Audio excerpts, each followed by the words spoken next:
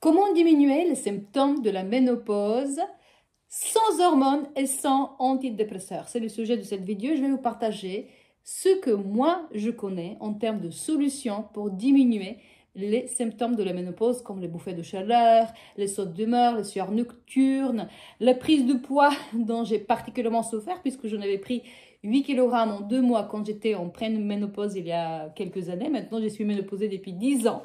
Donc, l'expérience que j'ai avec la ménopause est assez conséquente.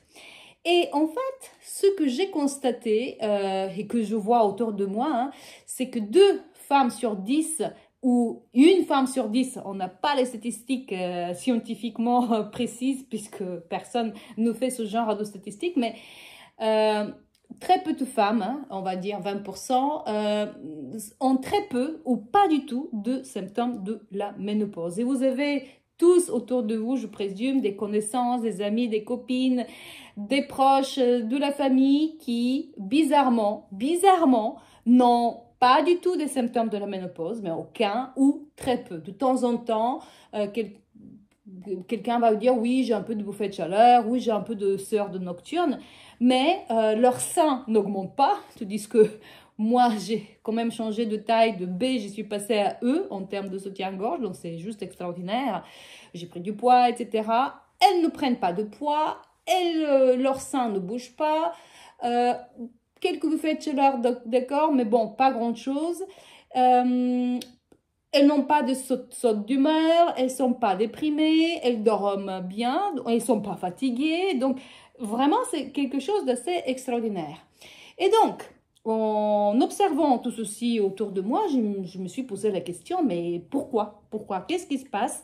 Comment ça se fait que 8 femmes sur 10 quand même, je le vois beaucoup dans le groupe privé Facebook Marre de la ménopause, ont quand même beaucoup de symptômes et pour certaines, pour une grande partie même, ça bouleverse complètement la vie. On a l'impression, par exemple, que le corps vous échappe complètement. Quoi que vous faisiez, là maintenant vous prenez du poids. Donc je vous ai parlé des seins. Les seins, c'est vraiment quelque chose d'extraordinaire. Le poids, la graisse se stocke différemment. Elle va aller plus sur le ventre et sur les bras, par exemple. Mais moi, je vois autour de moi des femmes qui pas du tout. Hein, voilà, ils ont un ventre à plat, pas de graisse, les bras sont tout fins. Voilà. Donc, c'est vraiment une injustice, encore une fois, de la nature, peut-être, on peut l'appeler comme ça. Mais c'est un fait. Maintenant, ce que je constate, donc, une fois que j'ai constaté ceci, je me suis posé la question, comment ça se fait? Physiologiquement, nous sommes toutes faites pareil. C'est-à-dire, on a un système hormonal, endocrinien, tout le monde, voilà. On sait qu'à la ménopause, les estrogènes baissent énormément et ceci impacte tous nos systèmes, tous. Nerveux, digestifs, avec le ballonnement, on a tous vu, enfin la plupart ont vu que ce n'est plus la même chose. Donc on a des ballonnements, on digère différemment, on a un métabolisme différent, on brûle plus pareil ce qu'on mange. Ça impacte nos systèmes osseux, musculaires, on a du mal aux articulations et j'en passe. Donc, normalement, quand il y a cette baisse d'estrogène, ce qui arrive absolument à tout le monde, à toutes les femmes, certaines souffrent, d'autres pas du tout. Je me suis dit, donc il y a autre chose à part les hormones. Il y a autre chose et en combinaison avec la chute des estrogènes, ça fait que ça n'impacte pas autant que cela, une petite partie des femmes.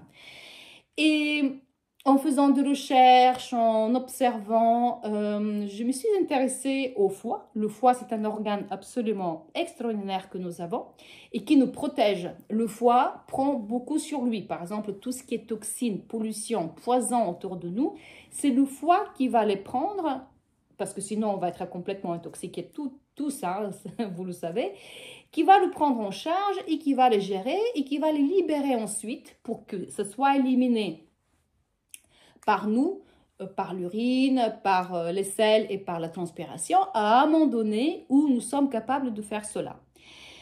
Le problème avec le foie, c'est que le foie, à partir d'un certain âge, il devient léthargique. Il peut plus faire ce rôle de détoxificateur, de protecteur de nous. Il est trop, en fait, engorgé avec toutes ces toxines et tous ces poisons. Ça, c'est une chose. Donc, chez certaines personnes, le foie peut être en très bon état, chez d'autres, moins bon état, et puis il y a des foies qui sont pas du tout en bon état. Bien, maintenant, il y a autre chose. Il y a les micro-organismes pathogènes qui peuvent être exogènes à l'extérieur de nous, mais qui sont aussi endogènes. Donc, je vous donne un exemple. Autour de nous, il y en a plein, hein, donc, mais le dernier qu'on a eu, c'est l'épidémie la Covid-19, il y a seulement 4 ans. Donc, c'était un virus qui s'appelle SARS-CoV-2. Et donc, ce virus-là a fait beaucoup de dégâts. Maintenant, de la même manière comme à l'extérieur, nous avons beaucoup de micro-organismes pathogènes certains on connaît, d'autres on ne connaît pas, parce que la virologie ne connaît pas tout, la médecine ne connaît pas tout encore, donc il y a beaucoup de recherches qui se font, on découvre tout le temps des choses.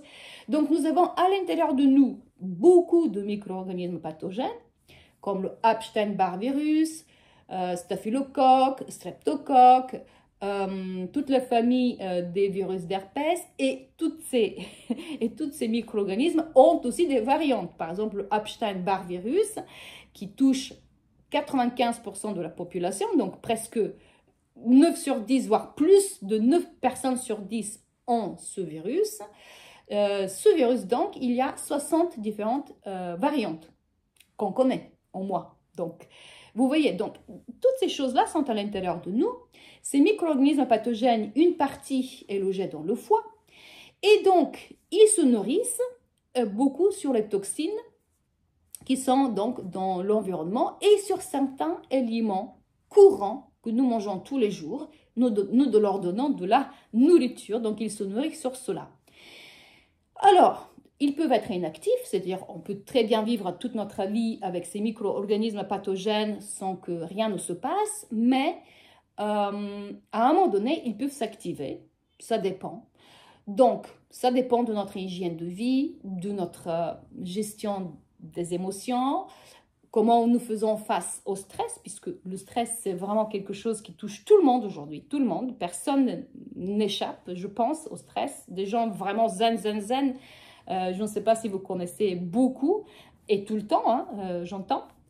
Donc, ces micro-organismes pathogènes, à un moment donné, ils s'activent, ils peuvent sortir du foie et se loger partout, dans le cerveau, dans d'autres organes, dans notre tissu, et nous causer tout un tas de dégâts, beaucoup de maladies. Et d'ailleurs, vous savez très bien qu'il y a beaucoup de maladies qu'aujourd'hui, la médecine, la science ne sait pas expliquer.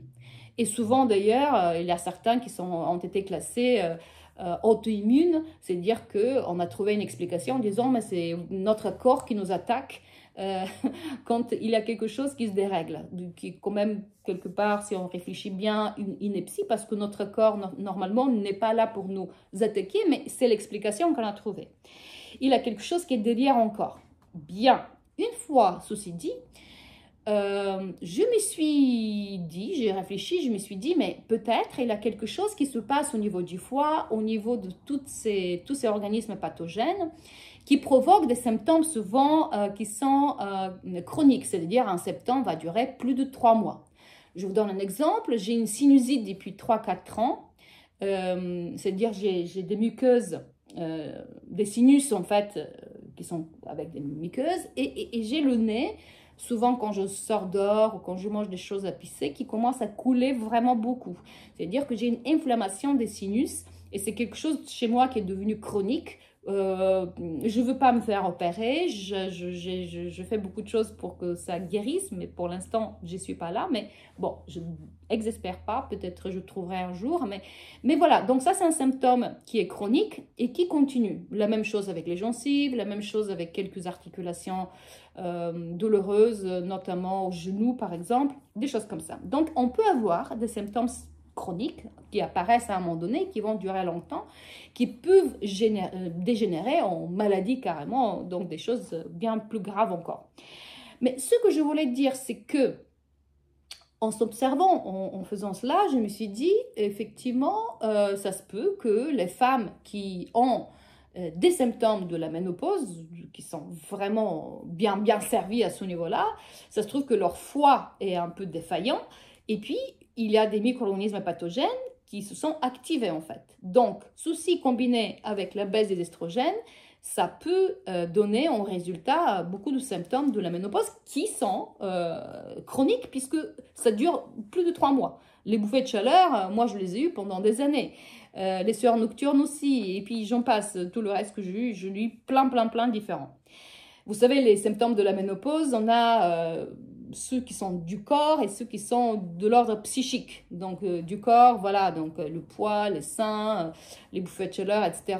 Et de l'ordre psychique, c'est encore une autre histoire quand on est fatigué, déprimé, dépressif, angoissé, crise de panique, et j'en passe, il y en a beaucoup. Et il faut bien distinguer quand même les symptômes de la ménopause des symptômes de la vieillesse. S'il vous plaît, donc il ne faut pas confondre parce que ces femmes-là qui n'ont pas beaucoup de symptômes de la ménopause vieillissent quand même aussi.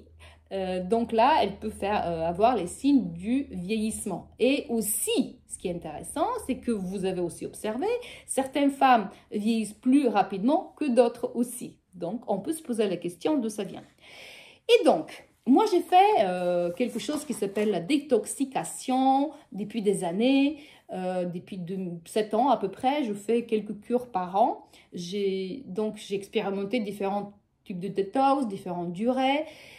Mais je me rappelle très nettement que chaque fois quand je fais des cures de détox, là je viens d'en finir encore une, je n'ai pas de bouffée de chaleur, je n'ai pas de sueur nocturne, j'ai une vivacité d'esprit, c'est ce brouillard mental qu'on dit souvent lié à la ménopause. Non, j'étais particulièrement alerte, très bien. J'étais pas fatiguée, j'avais de l'énergie. Et puis, en bonus, je perdais chaque fois en fonction de la durée de la détox, je perdais 1, 2, 1,5, 2, jusqu'à 3 kg quand je faisais plus long, jusqu'à 9 jours. Je me suis dit, mais peut-être il y a quelque chose dans la détox qui fait que on peut avoir une solution à ces symptômes chronique de la ménopause. Et donc, puisque j'ai tellement d'expérience avec la détox, je me suis dit, je vais faire une formation, un programme spécifiquement pour les femmes qui sont ménopausées et qui explique qu'est-ce que c'est la détox, comment ça marche, les étapes. Il y a 3 niveaux, débutant, intermédiaire, avancé, en fonction de si vous êtes familière ou pas avec la détoxication. Qu'est-ce qu'il faut manger, qu'est-ce qu'il faut pas manger surtout, et la surprise, on apprend des aliments qui sont très courants, ben justement, ils servent comme nourriture à ces micro-organismes pathogènes, donc il faut absolument les éviter.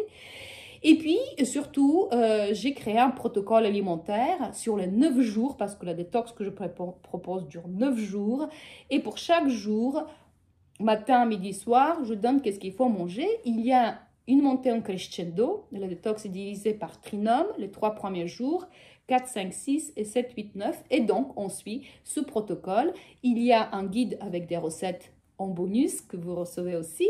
Et on sait qu'est-ce qu'on peut faire avec des recettes qui sont tout à fait sympas. Certaines peuvent vous surprendre, je pense. Mais enfin, tout est là, tout est prêt. Maintenant, la détox est une mode. Hein, c'est vrai que dans les années 2000-2010, je crois, c'était une mode. Même maintenant, encore un tout petit peu, quand on va dans les spas, on va voir des grands bocaux en verre dans lesquels, avec de l'eau, dans lesquels vont flotter quelques tranches de concombre et de citron.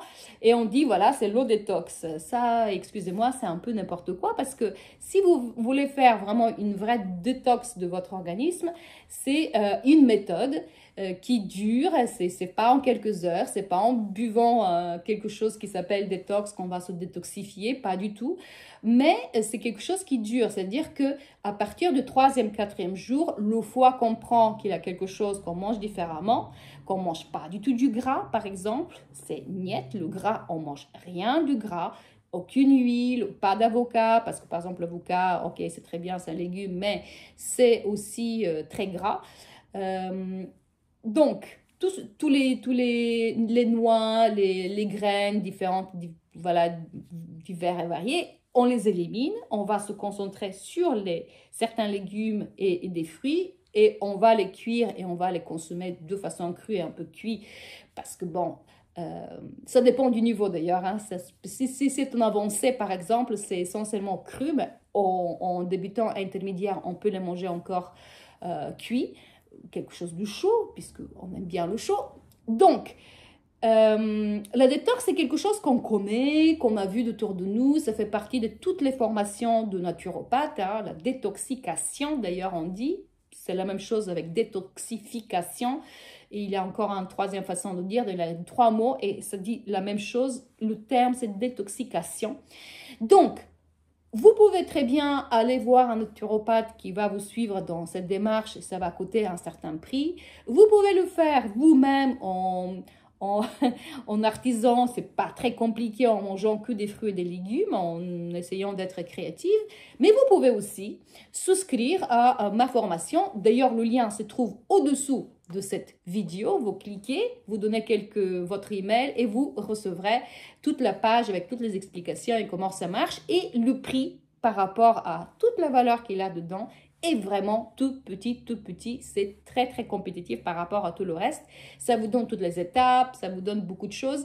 Et surtout, si vous avez des questions, il suffit de me contacter. Je suis disponible 24 heures. Enfin, vous avez une réponse dans les 24 heures si vous perdez un tout petit peu de cette formation. Donc, je récapitule. Dans cette formation, vous avez beaucoup de contenu que je vous donne par rapport à la détox, les bénéfices, et vous avez aussi des documents à télécharger avec toute la liste des aliments à éviter, des aliments à privilégier, avec une quarantaine de recettes qui sont tout à fait suffisantes pendant les 9 jours de la détox. Maintenant, pourquoi 9 jours j'ai pris? Parce que en fait, le foie se renouvelle tous les 3 ans. C'est-à-dire que quand vous êtes né, vous avez un foie tout à fait nouveau. Au bout de 3 ans, il y a un tiers de foie qui va se renouveler avec de nouvelles cellules. 3 ans plus tard, donc au bout de 6 ans après votre naissance, il se renouvelle un deuxième tiers. Et quand vous avez 9 ans, votre foie se renouvelle le troisième tiers en fait.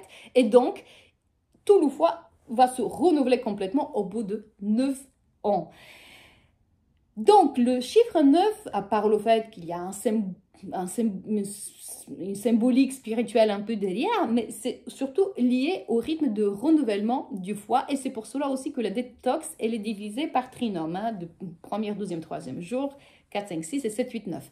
Et donc, il y a des changements qui s'opèrent dans ces 3 trinômes de la détox.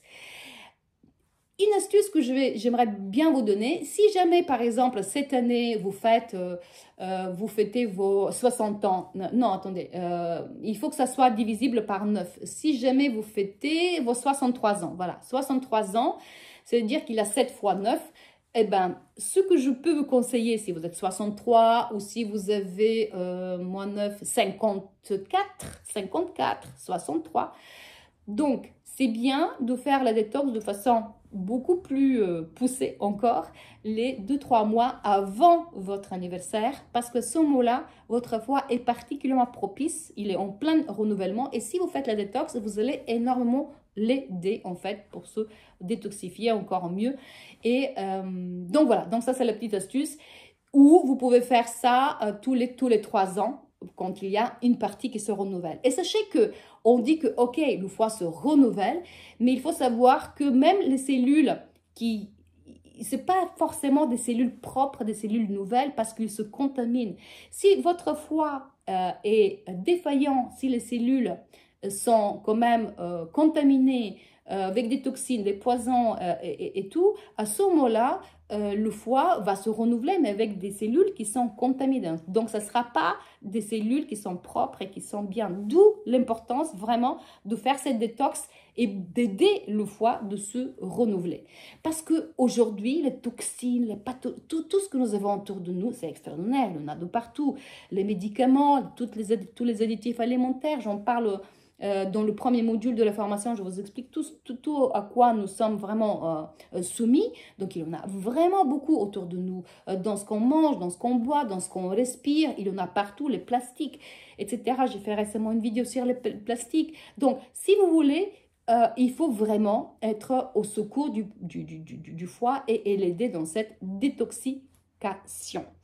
Voilà, donc le bouton, le lien, pardon, pour commencer cette formation est juste au-dessous. Vous cliquez et moi, je serai vraiment ravie de vous retrouver de l'autre côté et de vous accompagner dans cette aventure absolument extraordinaire et excellentissime pour notre santé qui est la détoxication.